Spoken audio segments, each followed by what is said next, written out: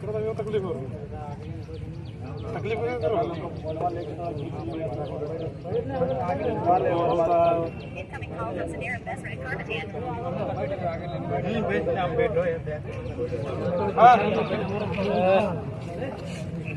Hello हाँ किधर हो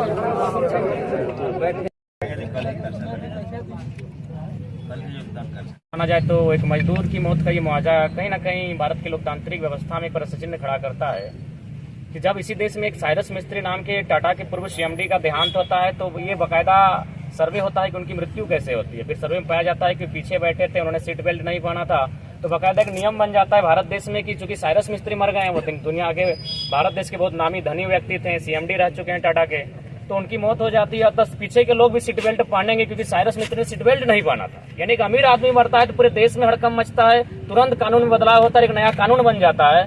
लेकिन यहाँ प्रत्येक दिन, मुझे लगता है प्रत्येक सप्ताह मजदूरों की मौत होती है, लेकिन सेफ्टी को लेकर, उनकी मुआवजा को लेकर, उनके पीड़ित परिवार को नियोजन को लेकर आज तक कोई कानून नहीं बना है। तो ऐसे में थोड़ा सा बहुत दुर्भाग्य का विषय है, बहुत पीड़ा का विषय है। और आज लोकतंत्र के माध्यम से पूरे देश की जनता तक मेरा ये संदेश रहेगा कि क्या वास्तव में जो भगत सिंह कहते थे कि असल आजादी कारखानों में छुपी है, असल आजादी खेतों में छुपी है, क्योंकि भारत की असल आजादी के नायक जो होंगे वो किसान और मजदूर होंगे। तो आज तो किसान और मजदूर की तो कोई बात ही नहीं करता है, आज तो सब कंपनियों की बात करता है। लॉजिकली देखिए यहाँ जितने प्रशासन भरे, मैं लॉजिकली बात करता हूँ, गोमिया थाना ऑलरेडी है, तो यहाँ इस थाने की क्या दरकार थी? 5 किलोमीटर कोई थाना नहीं बनता, लेकिन इसलिए बना है क्योंकि कंपनी यहाँ है। तो ये सवाल आज भी खड़ा होता है, क्या ईस्ट इंडिया कंपनी का शासन आज भी भारत देश में बरकरार? इसका मतलब आप, चूंकि मैं जहाँ रहता हूँ एक राजगंज थाना है, एक तोपचांची और निमिया घाट है, सभी थानों की दूरी लगभग 15 किलोमीटर है। यानी आम व्यक्ति के लिए 15 किलोमीटर थाना होता है, लेकिन अगर वहाँ कंपनी स्थापित होती है तो 5 किलोमीटर। चलिए भाई, कंपनी प्रोडक्शन करती है, कंपनी को सुरक्षा देना चाहिए, तो ये कौन सा प्रोडक्शन कि मैंने ईस्ट इंडिया कंपनी से भी क्रूर शासन व्यवस्था है? आज एक मजदूर मौत हो जाता है, आज शुरुआत होता है 50,000 से। क्या आप मछली बेचने आए हैं या साग सब्जी बेचने आए हैं कि मजदूर की मौत का मुआवजा का आप मैंने मोल भाव करते हैं और फाइनली 4 लाख, 5 लाख, 7 लाख होते हुए 10-12 लाख में समाप्त होता है? तो इसीलिए हालांकि जो भी आज निष्कर्ष आएगा, जो भी मुआवजा मिलेगा, हो सके परिवार को राहत मिलेगा, लेकिन एज ए ह्यूमन की बात कही जाए, आज जो हम लोग आंदोलन कर रहे हैं हम सेटिस्फाइड नहीं हो पाएंगे, क्योंकि मोल भाव नहीं होना चाहिए। एक देश का अमीर आदमी मरता है तो आप सीट बेल्ट का नियम लेके आते हैं कि सीट बेल्ट नहीं पहना तो अमीर आदमी मर गया, मजदूर रोज मर रहा है, कोई सेफ्टी का रूल्स नहीं है, उसकी मुआवजा को लेकर कोई रूल्स नहीं है। अरे कम से कम एक ढंग का मुआवजा होना चाहिए जिससे उसका परिवार में जो नेक्स्ट जनरेशन है वो अच्छी शिक्षा हासिल कर सके, अपने आप को कम से कम एस्टेब्लिश कर सके।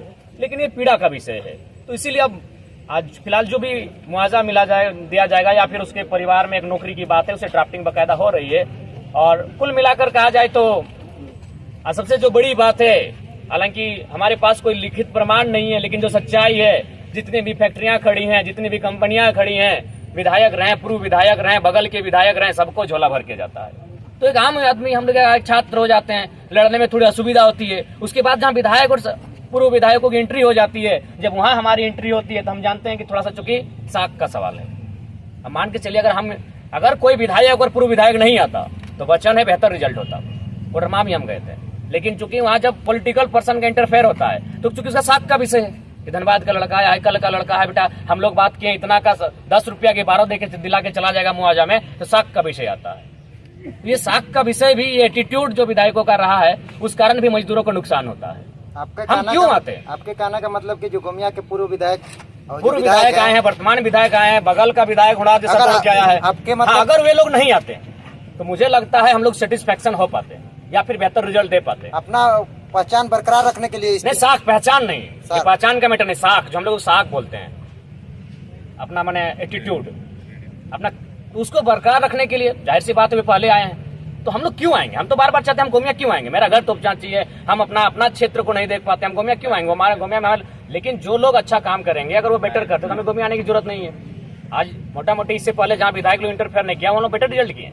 वेदांता में बकायदा हम लोग फोन पे से मुआवजा दिलवाएं, जो शायद इतिहास में नहीं हुआ होगा। तो इसलिए थोड़ा सा पीड़ा, इसलिए मेरा मानना है कि अब थोड़ा सा जनता को भी जागरूक होना होगा, मजदूरों को भी जागना होगा, किसानों को भी जागना होगा कि आपकी मौत की कोई वैल्यू नहीं है। तो आपकी मौत की अगर वैल्यू की कोई चर्चा करे तो सदन में चर्चा होनी चाहिए। तो आज के तमाम झारखंड में जो भी मजदूरों को लेकर आज प्रताड़ना हो रही है, उसको लेकर उन्हें सबक लेना होगा और ऐसे लोगों को जनप्रतिनिधि के रूप में चुनना होगा जो सदन में बात को रख सके। आज तो सिर्फ कहते हैं ये किसानों का देश है। अभी भारत के पर्वतमाला प्रोजेक्ट जो बनारस से लेकर कलकत्ता तक जाएगी, उन्हें पौने दाम में जमीनें ली जाएगी, जिसमें हमारा 159 किलोमीटर झारखंड में आएगा, बिहार में 167 किलोमीटर के आसपास आएगा, बंगाल में लगभग 242 किलोमीटर के आसपास आएगा। जमीनें किसकी जाएगी? किसानों की। और ये डंका पीटते हैं किसानों का देश है। कहाँ किसानों का देश है भाई? कौन लॉजिकली बात रखता है? कौन वहाँ सदन में रखता है कि भाई क्या रेट होना चाहिए? 5,000 4,000 में कोड़ी के भाव जमीन ले लिए, और किसके लिए बना? कौन सा किसान बनारस से कलकत्ता जाएगा भाई? किसको जरूरत है? सब कॉर्पोरेट्स को देख के बना जाता है। तो कॉर्पोरेट से कब मुक्ति पाएगा यह देश?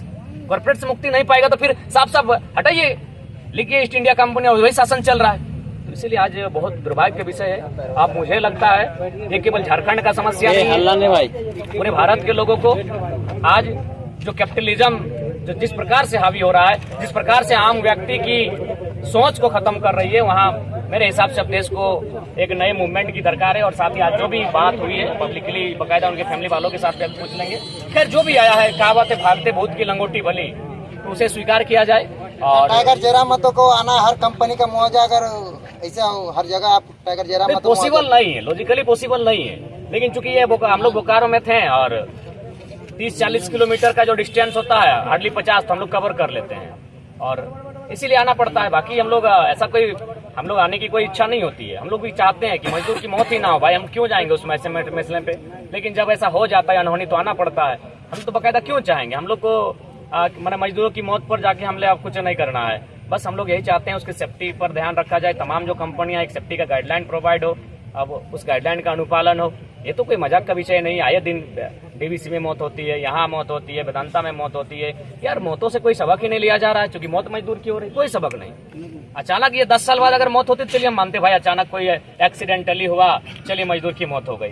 कंटिन्यू इसी बोकारो जिला की मैं बात कर रहा हूँ, वेदांता में मौत हुई आपका लगभग, वेदांता में तो गिनती नहीं है, वेदांता की हम गिनती नहीं कर पाएंगे, इतना मौत हुआ है। हाल फिलहाल डीबीसी में हुआ, आज यहाँ हुआ। हमेशा तो मजदूरों की मौत हो रही लापरवाही के कारण। तो क्यों, आखिर कब सेफ्टी का बात कब होगा? और सेफ्टी के साथ साथ अगर अनहोनी घटना घटती है तो एक उचित मुआवजा होना चाहिए, जो वास्तव में लगे कि हाँ वो परिवार आगे अपना गुजर बसर कर सकता है। 2.5 लाख 3 लाख 4 लाख 5 लाख मुर्गी छगरी नहीं होता है भाई उतना में। साल भर में मुर्गी छगरी लोग का, पशु पक्षी लोग का आहार उतना हो जाता है। तो ये बाकायदा ये सिस्टम बदलना चाहिए, और इस सिस्टम को बदलने के लिए मुझे चाहिए और हमें मेरा मानना है कि सदन में बात रखनी चाहिए। सड़क पे तो हम लोग आंदोलन कर रहे हैं, रात से बैठे हैं, आपके लोकतंत्र के चौथे स्तंभ के माध्यम से अपनी आवाज को भी लोगों तक पहुंचा रहे हैं। लेकिन जब तक सदन में बातों को नहीं रखा जाए, सदन में जब तक पेश नहीं किया जाए, जिस प्रकार वहाँ बिल पेश होता है, जब तक इन बातों को वहाँ कोई पेश नहीं कर पाएगा, तब तक मुझे नहीं लगता है मजदूरों के हितार्थ के लिए कोई कदम उठाए जाएंगे। मजदूरों की इसी प्रकार मौत होती रहेगी, आंदोलन होंगे, सड़क जाम होंगे, धरना बैठेगा, कुछ औने पौने दाम में मुआवजा दिया जाएगा, फिर फाइलों को बंद कर दिया जाएगा, फिर अगला मजदूर किसी दिन मारा जाएगा, कोई कानून नहीं। हम लोग तो बार बार उनसे कह रहे हैं कि अगर मैंने जो उनका फैमिली है, मेंबर है, उनको बिल्कुल हमेशा के लिए नियोजन में रखा जाए, एक बढ़िया मुआवजा मिला जाए, ताकि उसके परिवार का भरण पोषण हो सके, जीवन यापन हो सके।